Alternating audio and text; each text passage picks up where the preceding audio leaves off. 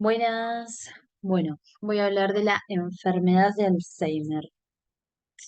La enfermedad de Alzheimer es la causa más frecuente de demencia y una de las principales causas de mortalidad en el paciente anciano. El acúmulo de beta amiloide y proteína tau en el cerebro de estos pacientes condiciona un deterioro progresivo e invariable de sus habilidades cognitivas, en especial de la memoria reciente, reduciendo gradualmente su independencia funcional. Dentro de lo que es la epidemiología, según datos de la Organización Mundial de la Salud, unos 50 millones de personas en el mundo padecen demencia, con unos 10 millones de casos nuevos cada año, de los cuales la enfermedad de Alzheimer representa entre un 60 y un 70%. Salvo por una minoría de casos genéticamente determinados, la enfermedad de Alzheimer es el resultado del efecto conjunto de varios factores de riesgo genéticos y ambientales, siendo la edad el más significativo. La historia familiar también supone un factor importante. El riesgo de desarrollar la enfermedad es el doble en individuos que tienen un familiar de primer grado de afecto y se multiplica si hay más de uno. En estos casos, el inicio puede ser precoz o tardío, según comience antes o después de los 65 años. Bueno, este es un cuadro que me gustó mucho, que habla de los factores de riesgo. Acá están lo que acabamos de decir, de los factores de riesgo ambientales, adquiridos, genéticos, y acá yo agregué un par más que me parecieron importantes, remarcarlos, que tiene que ser mayor de 65 años, el sexo femenino también es un factor de riesgo, tener antecedentes de depresión y de traumatismo craneoencefálico. Continuando con los factores de riesgo del cuadro, los ambientales, destaca lo que es el tabaquismo, la falta de educación, la dieta, algunas infecciones víricas, bueno, después algunas enfermedades adquiridas como la hipertensión, dislipemias, aterosclerosis, la diabetes tipo 2, obesidad, enfermedades cerebrovasculares, el estilo de vida, algunos fármacos. Dentro de la parte genética habla de la alteración de la producción, agregación y el clearance de las betas amiloides. Dentro de lo genético tenemos, por un lado, la herencia monogénica, que ocupa menos del 1% de los casos, y las esporádicas, que son las más frecuentes, que ocupan más del 95%. Las de herencia monogénica, eh, bueno, tienen un inicio temprano, aproximadamente a los 45 años. Pueden ser por mutaciones de tres genes principales que fueron eh, los que fueron estudiados, que tenemos la mutación del gen de la proteína precursora amiloide, que es una alteración en el cromosoma 21, que justo comparte, digamos, el mismo gen, el mismo cromosoma, mejor dicho, del síndrome de Down. Se dice que los chicos que tienen síndrome de Down tienen triplete en el cromosoma 21 y que por lo general estos pacientes, digamos, van a terminar desarrollando Alzheimer. Bueno, otro de las mutaciones son las de las presenilinas de tipo 1 y tipo 2, que más adelante voy a hablar. Pero bueno, básicamente estas son las que incrementan la alteración en el clivaje de la beta-amiloide. Después tenemos las causas esporádicas, que son las más frecuentes, que es por la mutación del gen ApoE4 y por lo general, bueno, el inicio es tardío. Acá dice menos 65, pero en realidad es mayor a 65. Eh, Bien, hoy en día a las demencias las clasificamos no como su epónimo, por ejemplo, Alzheimer, sino está bueno clasificarlas por porque son proteinopatías, digamos. Y acá entraría lo que son las amiloidopatías, las taupatías. Las taupatías pueden ser primarias y secundarias. En el caso del Alzheimer es una secundaria que se debe a una hiperfosforilización. Bueno, y después otras proteinopatías y sinucleinopatías, eh, ploibutaminopatías, trastornos por expansión de los microsatélites, por ejemplo, esto es lo que ocurre en las enfermedades de Huntington, y otras prionopatías, entre otras. Acá puse un cuadrito que está bueno, que bueno, acá se encuentran las proteínas implicadas en el desarrollo de distintas enfermedades. Y bueno, las dos primeras son las que están implicadas en lo que es la enfermedad de Alzheimer. Tenemos la proteína beta amiloide y la y las proteínas tau. Bueno, ahí tenemos el año del descubrimiento y ahí vemos que en las proteínas beta amiloide los genes involucrados son esos tres que yo nombré. Tenemos la proteína precursora de la amiloide y las presenilinas 1 y 2.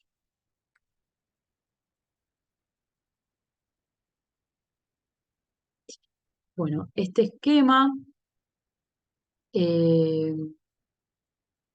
este esquema habla un poco de lo que es la fisiopatología, habla que a partir de los factores de riesgos que ya nombramos, hay un clivaje anormal de la proteína precursora amiloide. Esto genera un incremento de la beta amiloide y también incrementa la formación de placas seniles, la hiperfosforilación de la proteína tau, y en conjunto todas estas cosas generan acumulación de ovillos neurofibrilares y destrucción neuronal selectiva con pérdida de sinapsis. Esto lleva a la neurodegeneración y a la disfunción colinérgica, produciendo la enfermedad de Alzheimer. Muy bueno este cuadro. Acá explico un poquito más. Esto es un poco más complejo, voy a tratar de explicarlo. Pero bueno, básicamente este cuadro se divide en lo que es normal y lo que es patológico. Lo que es normal, estamos en un medio presináptico, entre las uniones sinápticas, mejor dicho, de neurona y neurona. Bueno, acá es donde ocurre lo que es el clearance de las proteínas amiloides. Lo normal es que, bueno, este sería el péptido precursor amiloide, que vengan las secretasas, que son las beta, alfa y gamma, que, bueno, corten a esta proteína y estas son fagocitadas por lo que son las células inmunológicas. em, y bueno, y así es que se ocurre lo que es el clearance.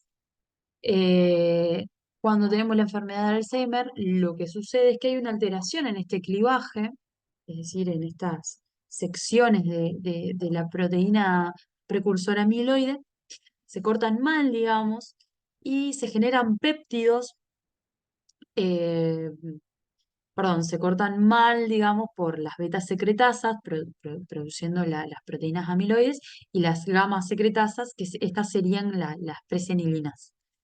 Se generan estos péptidos como acá son liposolubles, no van a poder ser fagocitados y se polimerizan generando estas placas, que algunos las llaman placas seniles, neuríticas, tienen diversas formas de llamarse. Estas son tóxicas, lo que hacen son, bueno, por un lado, generan la hiperfosforilización de la proteína tau, eh, en lo que serían las proteínas tau. Acá yo no lo puse, había otro gráfico que estaba bueno, pero no lo puse. Pero bueno, las proteínas tau se encuentran en los microtúbulos del citoesqueleto de las células neuronales, ¿sí? Sería en toda esta porción. Y es lo que le genera la estabilidad de la membrana para que se mantengan, digamos, en su forma estructural, digamos. Eh, Cuando se genera esta acumulación de placas, acá hay como una hiperreactividad y se genera la hiperfosforilación, ay, no me sale la palabra, y eso genera que haya una taupatía secundaria. Por otro lado, estos ovillos, perdón, y ahí se generan los ovillos, que son tóxicos. A su vez, también se generan, digamos, la acumulación de estas placas tapando los canales de calcio, interrumpiendo lo que sería la sinapsis, y asimismo todo el sistema fagocítico no puede trabajar, por lo que comienza un proceso de inflamación con la liberación de citocinas y entre otras cosas. A su vez, también acá muestra que estas placas se adhieren a los vasos sanguíneos, generando angiopatía, angiopatía mioide. Así que bueno, espero que se haya entendido. Es bastante complicado, pero yo creo que a partir de acá se puede entender un poco mejor la enfermedad. Bueno, dentro de lo que son las manifestaciones clínicas, bueno, la enfermedad de Alzheimer suele presentarse a partir de los 65 años, la típica, ¿no? Esto en cuanto a la cognición. Tiene un inicio insidioso y sigue un curso lentamente progresivo. La alteración de la memoria es el síntoma cardinal, suele ser el primero en aparecer y el principal motivo de consulta de paciente y los familiares. Tras la amnesia suelen aparecer también con el tiempo disfunción ejecutiva y problemas visoespaciales que progresan a lo largo de la enfermedad. En cuanto al lenguaje, si bien puede afectarse de forma leve en la fase inicial, no se altera de forma significativa hasta fases avanzadas. Y bueno, y es también en fases avanzadas cuando suelen aparecer los fallos en la atención y la inadecuación social. En la evolución puede aparecer anosognosia, lo que habíamos hablado en una primera instancia, en la primera clase, en donde el paciente no entiende eh, qué es lo que le está sucediendo, no entiende por qué lo llevan a la consulta a los familiares, no reconoce su enfermedad, básicamente. Y más allá de los síntomas cognitivos propios de la enfermedad, es común también la aparición de algunas complicaciones, como son la aparición de los síntomas neuropsiquiátricos. Bueno, este es un cuadro que no lo estoy pudiendo ver bien nítido, pero bueno, lo saqué de la revista española. Está muy bueno porque habla de los síntomas típicos cognitivos de la enfermedad de Alzheimer, destacando en primera instancia la memoria y después cómo se van alterando otros sistemas cognitivos, digamos. Bueno, en cuanto a lo que es la conducta, bueno, hay síntomas de alteración de la percepción, contenido del pensamiento, del humor, la conducta. Puede haber estados confusionales, sobre todo al atardecer y especialmente por la noche, debido a una fatiga sensorial, con pérdida de claves visuales en la oscuridad.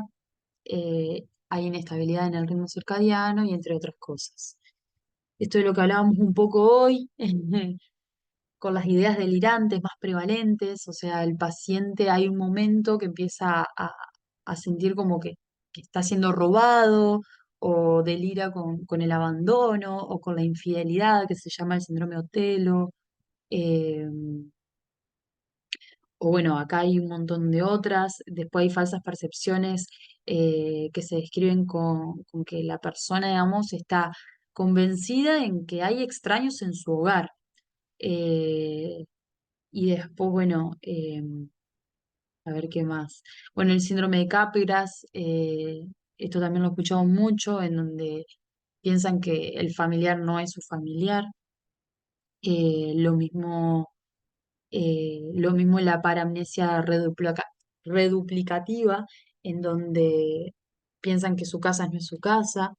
Pero bueno, todo esto ocurre por lo general en fases mucho más avanzadas. En cuanto a la parte funcional, bueno, hablo de estas tres esferas porque como hoy vimos, para hablar de demencia, y el Alzheimer es una de las demencias más frecuentes, viste que tenemos la esfera cognitiva, la conductual y la funcional. Así que bueno, tienen que estar alteradas todas. Dentro de lo que es la parte funcional en sí, bueno, acá divide a las actividades de la vida diaria con que son básicas, instrumentales y complejas. Las básicas son las actividades primarias de la persona encaminadas al autocuidado, a la movilidad, que le denotan autonomía, independencia, por ejemplo, comer, controlar esfínteres, poder ir al baño, vestirse, bañarse, trasladarse, deambular. Las instrumentales son las actividades que le permiten adaptarse a su entorno y mantener su independencia en la comunidad, como hacer compras, utilizar el celular, poder manejarse con los transportes, manejar dinero. Y las complejas ya son conductas elaboradas de control del medio físico y del entorno social que le permiten tener un rol social, digamos, y mantener la salud mental y disfrutar de una buena calidad de vida. Por ejemplo, participar en hacer actividades sociales, trabajos, programar un viaje, hacer deportes y entre otras. Cuando hay alguna de estas pequeñas dificultades, o sea, cuando se altera, pero muy poco, sobre todo las complejas y las instrumentales, podríamos estar hablando de un deterioro clínico, de un deterioro cognitivo leve. Pero cuando ya estas capacidades están muy notoriamente afectadas o se afectan las básicas, ya podríamos estar hablando de demencia. Bueno, muy bien. Después acá tenemos las formas y los subtipos. Hasta acá expusimos lo que son las manifestaciones típicas de la enfermedad de Alzheimer. Adicionalmente, se conocen otras formas de presentación de la enfermedad, como un inicio focal que afecta dominios no amnésicos o con un curso evolutivo particular. Estas formas son raras y consecuentemente plantean un diagnóstico diferencial con otras enfermedades. Acá tenemos lo que es la atrofia cortical posterior, en donde hay una disfunción visoespacial. eh, y por lo general estos pacientes fueron primero a un oftalmólogo. Ellos se van a quejar de problemas para leer, para escribir, para localizar o alcanzar objetos. En las fases iniciales la memoria está relativamente preservada, pero con la progresión de la enfermedad se termina afectando junto con el resto de las esferas cognitivas. Las pruebas de neuroimagen estructural y funcional mostrarán respectivamente atrofia, hipoperfusión e hipometabolismo, afectando de forma intensa las regiones cerebrales posteriores, encargadas del procesamiento visual. Hay que hacer diagnósticos diferenciales con demencias con cuerpo de Lewy, degeneración córtico-basal, degeneración lobar frontal, frontotemporal o la enfermedad de Creutzfeldt-Jakob. Después tenemos la fascia primaria progresiva. Este síndrome se manifiesta por una alteración precoz y progresiva del lenguaje, con preservación relativa de la memoria y otras esferas cognitivas. Los estudios de neuroimagen estructural y funcional pueden mostrar una afectación preferente de la región perisilviana izquierda encargada del lenguaje. Aproximadamente uno de cada tres pacientes con esta presentación se corresponde a enfermedad de Alzheimer. Mientras que en la mayoría de los casos el diagnóstico final es una degeneración lobar frontotemporal. Bueno, respecto de la demencia frontal, en este caso se destacan los síntomas neuropsiquiátricos, la alteración del comportamiento, de la personalidad, la conducta. Los pacientes muestran una marcada desinhibición e impulsividad, alteración de la conducta sexual, apatía extrema, siendo las funciones ejecutivas las más afectadas a los test neuropsicológicos y la ausencia de una alteración franca de la memoria. Ausencia. La variante frontal de la enfermedad de Alzheimer es rara, y cuando nos encontramos ante una demencia frontal, lo más habitual es que se deba a una degeneración lobar frontotemporal, o una PSP o una degeneración córtico-basal. Después tenemos el síndrome córtico-basal. Se caracteriza por una alteración de diferentes funciones corticales acompañadas de parkinsonismo, rigidez, brasilencia, temblor. Como en el caso anterior también es raro, pero bueno, con frecuencia estas enfermedades tienen un origen vascular o será secundario a una degeneración córtico-basal, lobar frontal, frontotemporal o una PCP. Después tenemos la enfermedad de Alzheimer familiar de inicio precoz, que lo vimos un poquito en los factores de riesgos. Bueno, acá están las variantes patogénicas de los genes de la proteína precursora amiloide, las presenilinas 1 y 2, que condicionan las formas hereditarias, siendo la presenilina 1 el más frecuente encontrado en un 30 o 70% de los casos, seguidos eh, de una alteración de los genes de la proteína precursora de amiloide, y por último las presenilina 2 en menos del 5%. Suelen ser variantes de secuencias puntuales y con mucha menor frecuencia de lecciones o duplicaciones del gen. Se trata de casos raros en los que aparecen varios individuos afectos en una o más generaciones, siguiendo un patrón de herencia autosómica dominante y con una penetrancia cercana al 100% a los 65 años. El inicio de los síntomas de las enfermedades genéticamente determinadas suele ser antes de los 55 años más precoz si se aporta la isoforma ApoE4. En sí, todas las variantes de la enfermedad de Alzheimer cumplen un denominador común, la presencia de depósitos extracelulares abundantes de beta-amiloide, placas neuríticas, depósitos intraneuronales de proteínas tau hiperfosforiladas y novillos neurofibrilares y neuritas distróficas. Bueno, para hablar un poco de lo que es el enfoque diagnóstico, bueno, nada, actualmente el diagnóstico de demencia de la enfermedad de Alzheimer es clínico, es decir, neurológico, psiquiátrico, neuropsicológico, eh, y se basa en criterios operativos estandarizados.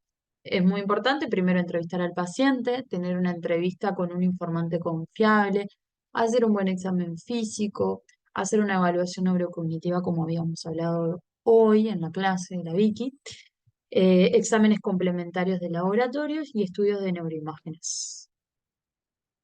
Bueno, acá me pasó lo mismo, que no veo nítido la imagen, pero bueno, los criterios más utilizados en la actualidad son los del DSM-5. En su quinta edición se ha sustituido el término demencia por trastorno neurocognitivo mayor y deterioro cognitivo leve se sustituyó por trastorno neurocognitivo leve. Bueno, en el primer escalón diagnóstico hace un enfoque sindrómico, en donde clasifica al paciente según sea un trastorno neurocognitivo mayor o leve, según tenga o no repercusión funcional y para lo que debe tener alteración en uno o más dominios cognitivos. Y el segundo escalón es etiológico. En este caso, especificando si la enfermedad de Alzheimer es probable o es posible, atendiendo una evolución clínica típica y considerando también la presencia de variantes patogénicas en los genes causales. Bien. Bueno, nada, estos son a modo para tenerlos en cuenta. Son otros tipos de criterios diagnósticos. Tenemos los de Estados Unidos y, y el internacional.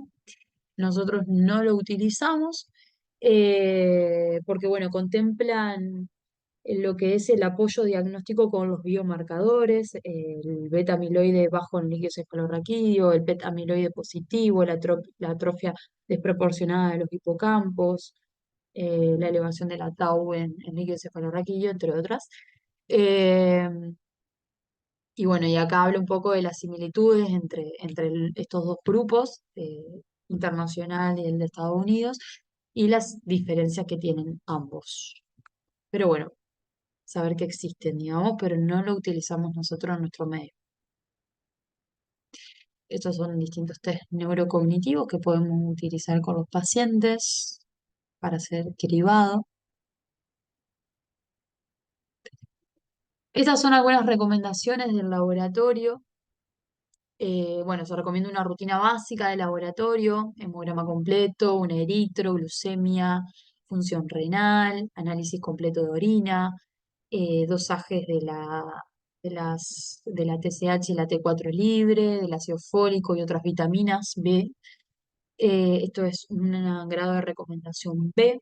También la determinación de las serologías para VIH y sífilis es una grado de recomendación C. Sé que lo hacemos mucho. Dentro de lo que son las recomendaciones en neuroimagen, deben realizarse en todo paciente en quien se sospeche un diagnóstico de demencia. Esto es una recomendación grado A. El requerimiento mínimo en neuroimágenes es una tomografía sin contraste. Esto es una recomendación A. Y para mejorar la especificidad, se recomienda hacer una resonancia magnética. Esto es una recomendación A también. ¿Qué vamos a buscar en una neuroimagen? Bueno, básicamente el grado de atrofia, que se caracteriza en las formas típicas, en los lóbulos temporal mesial, donde se encuentra el hipocampo. Eh, bueno, vamos a evaluar la altura del hipocampo, el volumen del cuerno del ventrículo lateral y de la cisura coroidea. Esta es una escala, una foto de la escala temporal mesial del MTA, descrita por Schlenz, en donde va del 0 al 4, y acá vemos, ¿no? Está el hipocampo, en el grado 0, y cómo el hipocampo, la altura del hipocampo se va atrofiando y se empieza a destacar lo que es el cuerno del ventrículo lateral y la cisura coroidal. Acá disminuye el volumen del hipocampo y se agrandan los volúmenes de los cuernos laterales y de la cisura, y así sucesivamente. Mm. Bueno, dentro de lo que es el tratamiento, bueno, tenemos el enfoque no farmacológico y el farmacológico. Dentro de lo que es el farmacológico, la estimulación cognitiva, la dieta saludable, la actividad física podrían ayudar a enlentecer la progresión de la enfermedad. La terapia ocupacional podría mejorar la funcionalidad de los pacientes, también se recomienda la musicoterapia y, bueno, la prevención del estrés del cuidador y la psicoeducación del grupo familiar. Dentro de lo que es farmacológico, bueno, actualmente los inhibidores de la acetilcolinesterasa desde la etapa leve y la memantina desde la etapa moderada son los únicos fármacos con suficiente evidencia para ser recomendados en esta enfermedad. En cuanto a su eficacia, diferentes ensayos clínicos sugieren que producen mejorías sintomáticas modestas sobre el estado cognitivo, el humor, el comportamiento, pero no modifican el curso el curso natural de la enfermedad. Existen evidencias del beneficio del uso combinado entre los inhibidores de la acetilcolinesterasa y la memantina en etapas moderadas a severas. Y bueno, hay ciertos síntomas conductuales y psicológicos asociados al Alzheimer pueden responder a los antipsicóticos, pero bueno, debido a su eficacia limitada y los potenciales efectos adversos como ACV, aumento de la mortalidad, deben evaluarse con mucho detenimiento luego de utilizar las medidas no farmacológicas. Bien, acá dejé un cuadrito en donde bueno, están eh, los inhibidores de la colinesterasa, bueno, con su mecanismo de acción y la posología para que después la lean. Bueno, los inhibidores de la colinesterasa, sí, a grandes rasgos, dijimos que se va a utilizar en el Alzheimer desde sus etapas leves a moderadas. Hay que tener precauciones con la hipersensibilidad propia de la droga. eh, bueno, hay que tener también cuidado con algunas alteraciones en la conducción supraventricular con pacientes enfermos de POC. Hay que tener precauciones cuando hay úlcera gastroduodenal, eh, bueno, con la utilización de otros anestésicos como la succinilcolina. También, bueno, saber que pueden exacerbar lo que son las obstrucciones urinarias, generar convulsiones, síntomas extrapiramidales. No afecta significativamente la eliminación en la insuficiencia renal o en la insuficiencia hepática. Eh, pero bueno, siempre es preferible utilizar la ribastigmina. Dentro de los efectos adversos más frecuentes, náuseas, vómitos, diarreas, calambres musculares, pérdida de apetito, peso, fatiga, cansancio, enrojecimiento y descamación o picazón en la piel. ¿Y dentro de cuál elegiríamos estos tres? No hay evidencia suficiente que permita determinar la mayor eficacia de una de estas drogas sobre la demás. La decisión debe realizarse en cada caso de acuerdo a otras variables, la tolerancia, el costo, la posología, la vía de administración. En el caso de la falta de eficacia, puede contemplarse rotar por otro inhibidor de la acetilcolinesterasa. Y dentro de lo que es la memantina, dijimos que bueno, es un antagonista del receptor N-metilaldaspartato y se utiliza a partir de la demencia de moderado a severo. Lo mismo, precaución y hipersensibilidad conocida de la droga o alguno de los excipientes, embarazos o lactancia y cuadros confusionales. Puede utilizarse en insuficiencia renal y hepática de leve a moderada. Y en insuficiencia renal severa debe ajustarse la dosis y en insuficiencia hepática severa debe utilizarse con precaución. Bien, estos son todos los artículos que utilicé. Están muy buenos. Tenemos la- ¿cómo se llama? La revista española, tenemos esta guía para médicos de cabecera del PAMI, tenemos el consenso de la enfermedad de Alzheimer, la guía neurológica argentina, y tenemos los artículos de la CONTE. Bueno, eso sería todo. Muchas gracias.